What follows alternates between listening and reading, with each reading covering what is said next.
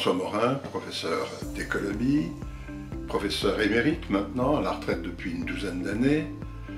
Et pendant toute ma carrière universitaire, je me suis intéressé à l'analyse des grands groupes bancaires, industriels et financiers.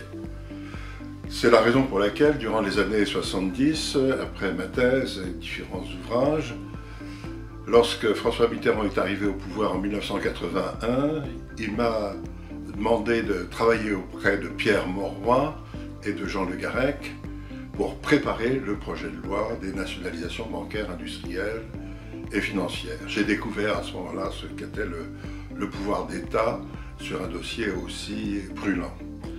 À la suite de ces opérations de transfert de propriété, le Premier ministre m'a nommé secrétaire général du Haut Conseil du secteur public.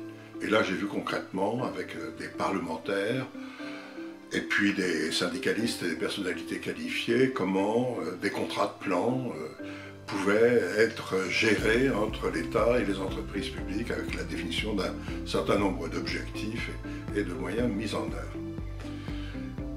Ensuite, j'ai eu l'opportunité, puisque les questions financières mais aussi monétaires m'intéressaient beaucoup, de participer au Conseil général de la Banque de France où, pendant 9 années, j'ai vu de très près et participé à la définition de la politique monétaire du pays. Voilà, alors, toujours en parallèle avec mes activités universitaires, en 1997, j'ai été nommé membre du Conseil d'analyse économique où j'ai participé à la production de plusieurs rapports sur les entreprises et le secteur public. Enfin, dernière responsabilité que je voudrais mentionner, en l'an 2000, j'ai été nommé membre du collège de la Commission de régulation de l'énergie, où là j'ai vu pour ce grand secteur d'activité économique comment une régulation, comment là aussi des contrats pouvaient être établis pour gérer la question énergétique en France.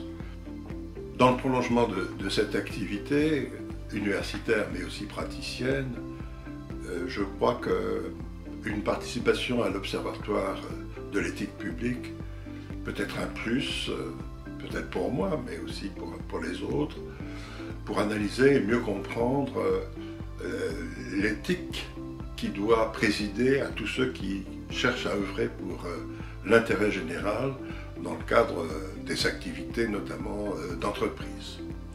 Voilà, merci d'avoir prêté toute votre attention à cette intervention.